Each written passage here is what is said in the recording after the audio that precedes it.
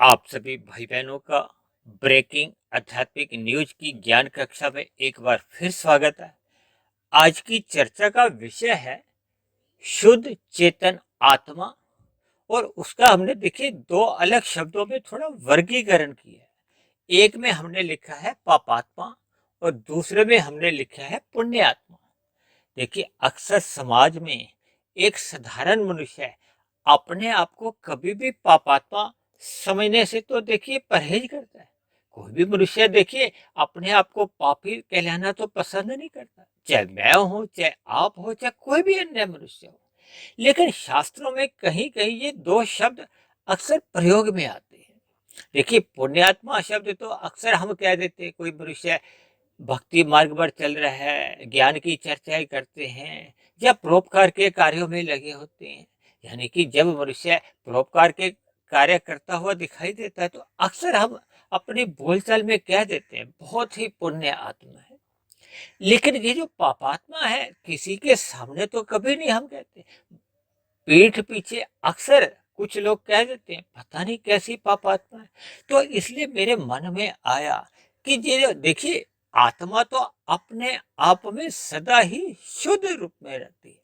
इसलिए देखिए मैंने ऊपर एक शब्द लिखा है ना, शुद्ध चेतन आत्मा। इसलिए मैंने देखिए उसको सफेद रंग से दर्शाया।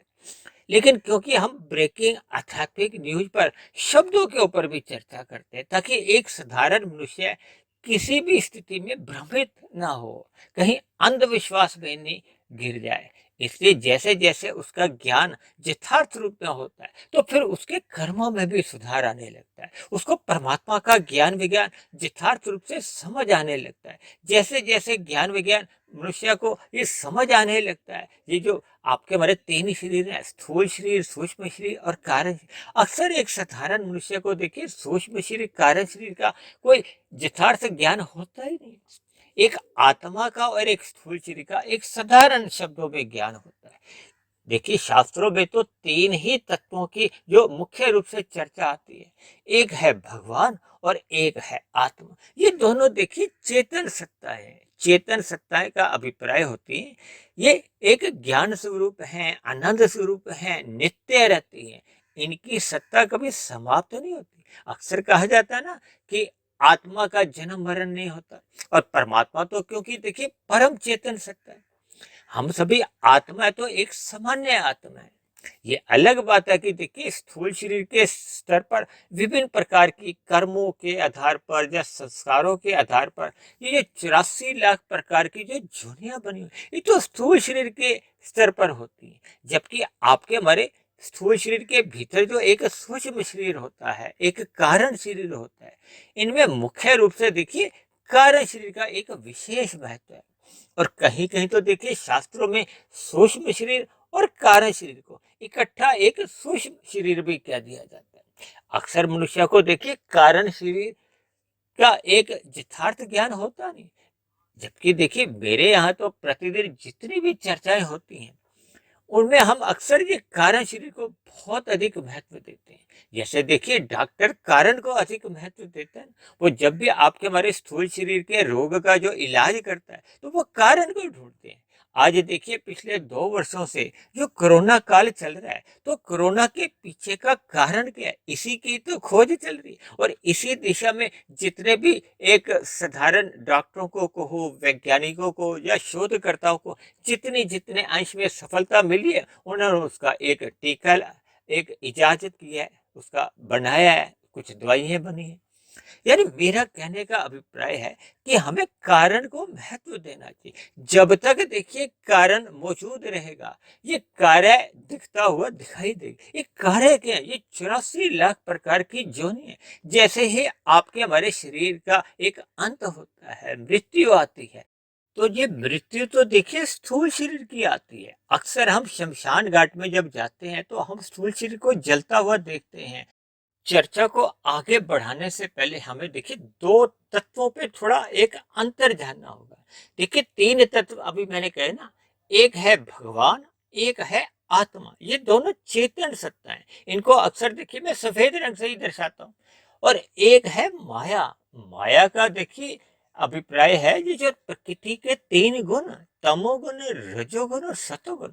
भगवान श्री कृष्ण ने इन तीन गुणों के ज्ञान को ही गुह्यतम ज्ञान कहा है। जब तक हम इन तीन गुणों के ज्ञान को यथार्थ रूप से समझते नहीं है और जब तक हम इन गुणों का यथार्थ ज्ञान ले नहीं पाते, तब ऐसी स्थिति में आपको मेरी जो स्थूल शरीर, सूक्ष्म शरीर और कारण शरीर, जो इन्हीं का ही एक विस्तार है। देखिए, शास्त्रों में बताया गया है कि ये प्रकृति अपने आप में ये जड़ है। भले ही देखिए ये तीन गुण नित्य हैं, इन तीन गुणों को नित्य इसलिए कहा जाता है कि इनमें कभी प्रलय नहीं होती। ये जो सृष्टि का सृजन होता है, जो स्थिति होती है, स्थिति में देखिए ये जो चार युग बने रहते हैं, जिनको आप सभी भाई बहन जानते ही हैं। देखिए, आरंभ में सतयुग होता है, फिर त्रेता युग, फिर द्वापर युग, और जिसमें आप हम सभी भाई बहन रह रहे हैं, ये कल युग चल रहे हैं। तो ये कर्म बार बार चलता रहता है। जब मूल रूप में देखिए ये 23 तत्वों का जो विस्तार होता है, तो ये 23 तत्वों का जो एक समय एक निश्चित रहता है, यानी कि कलयुग का समय देखिए 4,32,000 वर्ष बताया गया। इसी तरह द्वापर का, त्रेता का और सतयुग का, फिर इनकी बार बार पुनरावृत्ति होती है। हालांकि इस विषय पे भी हमने एक वीडियो बहुत समय पहले बनाई थी। देखिए, आज हमारा जो एक विषय है वो केवल पापात्मा और पुण्यात्मा है। ये पापात्मा को देखिए मैंने काले रंग से इसलिए दर्शाया है कि आत्मा के ऊपर, देखिए आत्मा अपने आप में शुद्ध तत्व है। जैसे सूर्य का प्रकाश नित्य बना रहता है, जैसे ही उसके आगे काले बादल आ जाते हैं तो सूर्य का प्रकाश हमें आपको एक भाषित नहीं होता, अंधकार सा हो जाता है, धुंध की स्थिति हो जाती है, धुंधला एक मतलब छाया सी आ जाती है। इसी तरह देखिए, शुद्ध चेतन आत्मा को इसलिए मैंने सफेद रंग से दर्शाया है कि आत्मा चाहे मेरी हो, चाहे आपकी हो, चाहे पेड़ पौधे की हो, चाहे कीट पतंगे, पक्षी, पशु, किसी भी जोनी की। देखिए 84 लाख प्रकार की जोनियों में 80 लाख प्रकार की जोनियां तो नीचे की ही कही गई है, तामसी जोनियां हैं। मनुष्य को देखिए राजसी जोनी कहा जाता है, ऊपर की जोनियों को सात्विक जोनी कहा जाता है। लेकिन मनुष्य जोनी और अन्य जोनियों में मूलभूत अंतर क्या है? नीचे की और ऊपर की जोनियों को भोग जोनी कहा गया है। भोग जोनी इसलिए कहा गया है क्योंकि नीचे की जोनियों में जो ऊपर की जोनियों में जितनी भी क्रियाएं होती हैं वो कर्म नहीं बन पाती, जबकि मनुष्य जोनी को कर्म जोनी कहा गया है, साधना जोनी भी कहा गया है। साधना जोनी का तो एक हमें आपको अवसर है, और मनुष्य जोनी में ही हम जैसे जैसे कर्म करते हैं। कर्म क्या है? देखिए, या तो हम पाप कर्म करते हैं, या हम पुण्य कर्म करते हैं, या एक विशेष प्रकार के पुण्य कर्म करते हैं, या फिर हम निष्काम भाव से कर्म करते हैं, जो कि भगवान श्री कृष्ण ने गीता में ही समझाया है। यानी मनुष्य योनि में हम जैसे जैसे कर्म करते हैं उसका एक कर्माशय बनता है, क्योंकि कर्म योनि है। तभी तो देखिए अक्सर हमारी चर्चाओं में कर्म फल सिद्धांत कहने में आता है ना।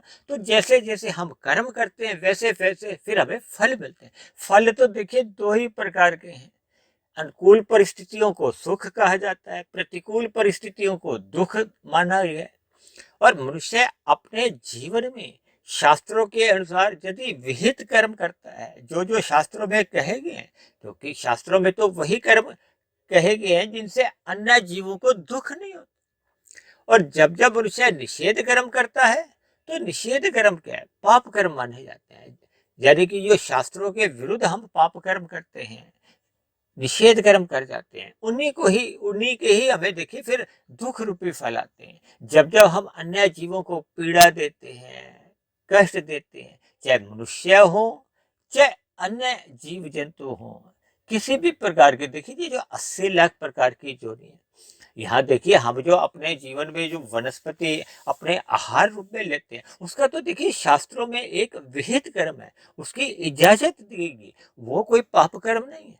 यानी कि हमें शास्त्रों के अनुसार जब जब हम एक विधि विधान के अंतर्गत कर्म करते हैं तो वो पुण्य कर्म होते हैं। पुण्य कर्म दो श्रेणियों में होते हैं, एक रजोगुणी पुण्य कर्म होते हैं, एक सतोगुणी पुण्य कर्म होते हैं। रजोगुणी पुण्य कर्म में हम अन्य जीवों को बिना पीड़ा दिए अपने सुख को सुनिश्चित करते हैं। सतोगुणी पुण्य कर्म विशेष पुण्य कर्म गिने जाते हैं, परोपकार के कार्य होते हैं। जब हम पहले अन्य जीवों को सुख देते हैं, कबूतरों को दाना देते हैं, पक्षियों को अन्य प्रकार का भोजन देते हैं, मछलियों को कुछ हम भोजन देते हैं, पेड़ पौधों को हम जल देते हैं, कुत्ते को दूध पिला दिया, गाय को अन्न दिया, चारा दिया। विभिन्न प्रकार की स्थितियां या हम मनुष्यों को शिक्षा देते हैं, भंडारे करते हैं, अन्न की व्यवस्था करते हैं, उनके स्वास्थ्य के लिए विभिन्न प्रकार की योजनाएं बनाते हैं, धर्म के प्रचार के लिए हम धन लगाते हैं। तो ये सभी एक सात्विक पुण्य कर्म, ये एक और श्रेष्ठ पुण्य कर्म माने जाते। क्योंकि देखिए हमने तो अक्सर अपनी चर्चाओं में कहा ना, तमोगुण से 10 गुना अच्छा रजोगुण है, रजोगुण से भी 10 गुना अच्छा सतोगुण है। यानी कि पाप कर्मों से पुण्य कर्म करने अच्छे हैं, पुण्य कर्मों से भी विशेष प्रकार के पुण्य कर्म अच्छे हैं। लेकिन जब मनुष्य इस कर्म बंधन से मुक्त होना चाहता है, यानी कि साधना आरंभ करना चाहता है, साधना क्या है कि जब हम ये जो 84 लाख प्रकार की योनियों में बार बार जन्म मरण होता है, देखिए जब तक स्थूल शरीर मिलता है, भले ही उद्योगपति के घर में मिले, फिल्मी सितारे के घर में मिले, किसी एक खेल जगत के उभरते हुए खिलाड़ी के यहाँ मिले, किसी भी तरह से देखिए भौतिक जगत में हम जब जब जन्म लेते हैं, स्थूल शरीर को कहीं ना कहीं दुख मिलते ही है। भगवान श्री कृष्ण ने तो गीता में ही इस जगत को दुखल्य नाम से संबोधित किया, जहाँ दुख अधिक बने रहते हैं। इसलिए तो मनुष्य को देखिए इस 84 लाख प्रकार की योनियों से बाहर निकलने का, यानी कि मायातीत होने पर ये जो जन्म मरण का जो बंधन है, इस बंधन से छूटने के लिए साधना का एक अवसर दिया जाता है। साधना क्या है कि हम यदि स्थूल शरीर के रहते रहते मनुष्य योनि में अपना कारण शरीर और अपना सूक्ष्म शरीर समाप्त कर लेते हैं। देखिए कारण को ही समाप्त करना होता है, कारण के समाप्त होते ही कार्य तो रह ही नहीं सकता ना। जैसे आपके हमारे कोई रोग है स्थूल शरीर के स्तर पर, उसका कारण यदि आप समाप्त हो गए तो फिर वो स्थूल रूप से वो रोग भी अपने आप ही मिट जाता है। इसी तरह जब जब आपके हमारे कारण शरीर में ये जो वासना रूपी संस्कार होते हैं, देखिए अभी हमने कुछ देर पहले कहा था ना, हम जैसे जैसे कर्म करते हैं मनुष्य योनि में उसका कर्माशय बनता है, कर्माशय के साथ साथ आपके हमारे संस्कार बनते हैं। देखिए एक साधारण सी बात है, पाप कर्म तो देखिए बंधन का कारण है, ये जो पुण्य कर्म भी है, चाहे वो एक साधारण पुण्य कर्म है चाहे एक विशेष पुण्य कर्म है, ये भी एक बंधन का कारण है। भले ही ये हमें देखिए एक अनुकूल परिस्थितियां देते हैं, सुख देते हैं, लेकिन इसमें भी मनुष्य की देखिए सकामता बनी रहती है। सकामता का अभिप्राय है कि इन पुण्य कर्मों के बदले में हम भी सुख की आशा रखते हैं। लेकिन साधना तो देखिए उसी दिन आरंभ होती है जब हम निष्काम भाव से कर्म करते हैं। निष्काम भाव द्वारा किए गए कर्मों का कोई कर्माशय नहीं बनता, लेकिन उनके संस्कार बनते हैं। अब देखिए हमें संस्कारों की स्थिति को समझकर ही ये पुण्यात्मा और पापात्मा, ये इसका जो एक भेद है, जिसका एक आधार है, वो है संस्कार। देखिए जब जब मनुष्य पाप कर्म करता है तो उसके जो संस्कार हैं वो तो गलत बनते ही हैं, और जब जब हम देखिए पुण्य कर्म करते हैं या विशेष प्रकार के पुण्य कर्म करते हैं तो उस स्थिति में भी आपके हमारे एक अच्छे संस्कार बनते हैं। लेकिन जब जब मनुष्य के पाप कर्म अधिक बढ़ जाते हैं, देखिए मनुष्य योनि का जन्म तो तभी मिलता है जब हमारे संचित कर्मों में पाप और पुण्य कर्मों की कम से कम तुल्यता होती है, जब पुण्य कर्मों की अधिकता होती है। पुण्य कर्मों की अधिकता होने पे फिर हमें देखिए पुनः मनुष्य योनि भी मिल जाती है या ऊपर की योनि। ये निर्भर करता है कि आपके हमारी मनुष्य योनि की मरते समय कैसी कैसी इच्छाएं हैं। देखिए जब मनुष्य सकाम भाव से ही कर्म करता है तो उसकी तो देखिए भोग की इच्छा बनी ही रहती है। जब तक मनुष्य अपने मिले हुए जीवन में निष्काम भाव से कर्म नहीं करता, अपने कर्तव्य समझकर कर्म नहीं करता, यानी कि उसकी विषय भोगों के ये जो 5 विषय हैं, गंध रस रूप स्पर्श और शब्द, इनके प्रति ज्ञान पूर्वक वैराग्य नहीं होता, तब तक देखिए उसका निष्कामता उसके जीवन में आती ही नहीं है।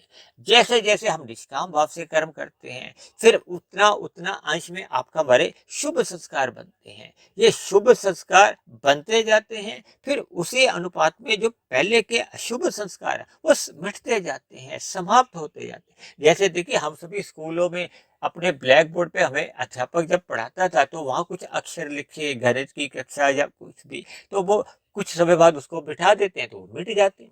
इसी तरह जब जब हम एक शुभ संस्कार बनाते हैं, तो वो पुराने जो बने हुए अशुभ संस्कार हैं, बुरे संस्कार हैं, उनको कमजोर करते हैं, मिटा देते हैं। और फिर जब नए शुभ संस्कार बनते जाते हैं, तो ये नए शुभ संस्कार ही आपके हमारे एक जीवन को एक ऊंचाइयों में ले जाते हैं। ऊंचाई क्या है? देखिए, हमें परमात्मा को हम जितना अधिक बात में समझ लेते हैं, वही आपकी हमारी देखिए आध्यात्मिक उन्नति है।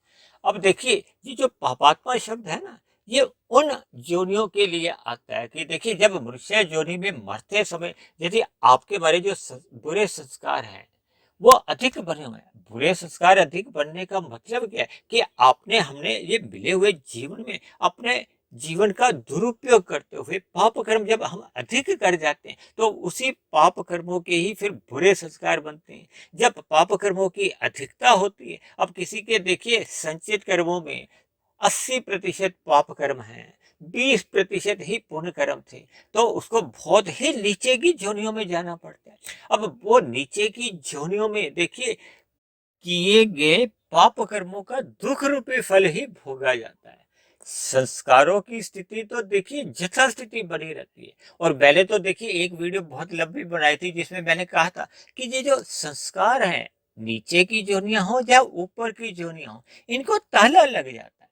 अब जब ताला ही लग गया है, तो फिर उसमें तो उनकी स्थिति में कुछ अंतर आएगा नहीं। यानी कि जैसे जैसे हम बुरे संस्कार लेके नीचे की जोनियों में गए, अब नीचे की जोनियों में देखिए लाखों करोड़ों अरबों खरबों जितने भी देखिए जोनियों में हमने अपने वो जो 80% के जो पाप कर्म भोगने हैं, वो भोग भोग के जैसे ही वो 20% पे आ जाते हैं, यानी कि 20% पाप कर्म रहने पे फिर वो पुण्य कर्मों की तुल्य के समान बन जाते हैं। तब ऐसी स्थिति में उसको पुनः मनुष्य योनि का जन्म मिलता है, क्योंकि मनुष्य योनि का जन्म का सिद्धांत है कि पाप और पुण्य कर्मों की तुल्यता बनते ही हमें आपको मनुष्य योनि का जन्म मिल जाता है।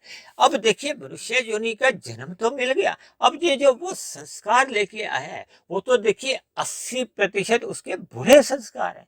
बुरे का अभिप्राय है कि तामसी संस्कार है। ऐसी ही आत्मा का जो मनुष्य योनि में जन्म होता है, उनको देखिए पापात्मा कहा जाता है। देखिए, मुझे समझाने के लिए कुछ शब्दों को एक विस्तार से समझाना पड़ा, हो सकता है कुछ मनुष्य इस पर थोड़ा बुरा भी मान सकते हैं, लेकिन शास्त्रों में देखिए ये एक तर्क दिया जाता है। यानी कि ऐसी सभी पापात्माएं मनुष्य योनि में अक्सर देखिए कलयुग में आती हैं। देखिए, 4 प्रकार के युग हैं: सतयुग, त्रेता, द्वापर और कलयुग। देखिए, सतयुग में तो सत्य की ही प्रधानता रहती है, तो जितनी भी पुण्य आत्मा होती हैं, वो पुण्य आत्मा ही सतयुग में ही आती हैं।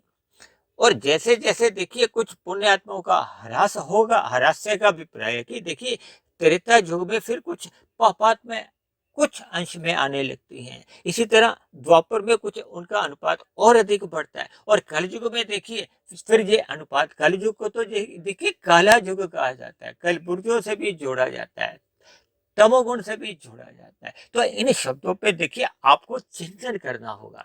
यानी कि ऐसी सभी जो जन्म लेने वाली आत्मा है, देखिए आपने देखा होगा कि बचपन से ही कुछ बच्चे बहुत क्रोधी होते हैं, किशोरावस्था में कुछ भयानक अपराध भी कर जाते हैं, युवावस्था में भी ऐसी स्थितियां इनकी बहुत ही एक भयानक बनी रहती है। ये जो आप समाज में देखिए उग्रवादी, आतंकवादी या विभिन्न प्रकार के एक गलत स्थितियों में जो आप देखते हो, अपराध की स्थितियों में, तो ये सभी के सभी देखिए पापात्माएं ही होती हैं। देखिए, मनुष्य योनि पाकर आपको हमें एक अवसर मिलता है कि हम अपने संस्कारों को बदल सकते हैं। बदलना कैसे? जब हम सत्संग करते हैं, सत्संग करते रहने से ही आपके हमारे जो बुरे संस्कार है वो दग्ध भी होने लगते हैं। यानी कि मनुष्य योनि पाकर हम अपना जो एक पापात्मा का जो एक लेबल है उसको हटा सकते हैं। हटाने का अभिप्राय क्या है? कि देखिए, जब तक हम सत्संग नहीं करते, तो तक आपके हमारे देखिए उसका जो एक प्रभाव है, रंग है, वो आपके हमारे कार्य शरीर में बनता नहीं है। एक तो हम देखिए शुभ कार्य करें, पुण्य कर्म करें, निष्काम कर्म करें, तो बहुत ही अच्छी बात है, क्योंकि निष्काम कर्मों के तो शुभ संस्कार बहुत ही अधिक बलवान होते हैं। वो तो आपके हमारे जो पहले के बने हुए जो एक बुरे संस्कार हैं, उनको तो बहुत जल्दी से वो समाप्त करते जाते हैं। हालांकि शास्त्रों में देखिए कहा गया है कि अक्सर ये जो मनुष्य पाप कर्म छोड़कर पहले रजोगुण में आता है, यानी कि तमोगुण से उसकी उन्नति रजोगुण में होती है, रजोगुण से फिर उसकी उन्नति सत्वगुण में होती है, सत्वगुण से फिर वो विशुद्ध सत्वगुण यानी कि निष्काम भाव से कर्म करने लगते। जैसे कोई देखिए प्रथम कक्षा में है, वो दूसरी कक्षा में जाएगा, फिर तीसरी, फिर चौथी, फिर पांचवी। एकदम से देखिए पहली कक्षा से 10वीं कक्षा में जाना थोड़ा असंभव तो नहीं मैं कह सकता, लेकिन थोड़ा आप समझ ही सकते हैं। देखिए हम सभी भाई बहनों को इन सभी स्थितियों से एक ज्ञानात्मक संदेश लेना चाहिए, ताकि हम अपने मिले हुए जीवन में देखिए जितना अधिक पुण्य कर्म कर सकते हैं वो तो अच्छी बात है, लेकिन हम जितनी अधिक आध्यात्मिक उन्नति करना चाहते हैं तो मनुष्य को निष्काम भाव से कर्म करने चाहिए। देखिए मैंने यहाँ पापात्मा को तो देखिए पूर्ण रूप से काले रंग से इसलिए दर्शाया कि मनुष्य को पाप कर्मों से सदा ही बचना चाहिए, और पुण्य आत्मा में देखिए क्योंकि मैंने थोड़ा सा काले रंग दिखाया है, शेष को मैंने सफेद रंग इसलिए दर्शाया है कि पुण्य आत्मा का अभिप्राय है कि जब जब हम मनुष्य योनि में भी रहते हैं तो देखिए हम मनुष्य योनि में अभी हम बंधन में हैं, यानी कि आपके हमारे जीवन में भले ही देखिए शुभ संस्कार अधिक बने हुए हैं, लेकिन अब हमें उस अधिक शुभ संस्कारों को पूर्ण रूप से शुद्ध करना है, यानी कि अज्ञानता के भोग के जो थोड़े बहुत संस्कार रह गए, इसलिए मैंने देखिए थोड़ा सा हिस्सा ही काले रंग से दर्शाया, उसको हमने समाप्त करना है साधना करते हुए। इसलिए मेरी आप सभी भाई बहनों से विनती है कि मिले हुए जीवन का सदुपयोग कीजिए, यानी कि मिले हुए जीवन का सदुपयोग है कि हम दिन में जो अपना रजोगुण है उसको एक मर्यादा में रखें। मर्यादा का अभिप्राय है कि केवल स्थूल शरीर की आवश्यकताओं की पूर्ति तक ही पुरुषार्थ करें, अन्य जीवों के साथ किसी भी प्रकार का छल कपट ठगी हेरा फेरी नहीं करें, यानी कि हम तमोगुण में नहीं गिरे, और रात को हम जल्दी सो जाएं और सुबह ब्रह्म मुहूर्त में, जो कि प्रकृति के सत्वगुण का एक शुद्धतम समय होता है, उसमें हम जितनी अधिक साधना कर सकते हैं, जितनी अधिक हम साधना करते हैं, साधना करते करते ही फिर आपके हमारे शुभ संस्कार बनते हैं, वो शुभ संस्कार ही फिर दिन में आपके जो एक विकृत रजोगुण है या रजोगुणी जो विषय भोग है उनमें डूबने से मनुष्य को बचाते हैं।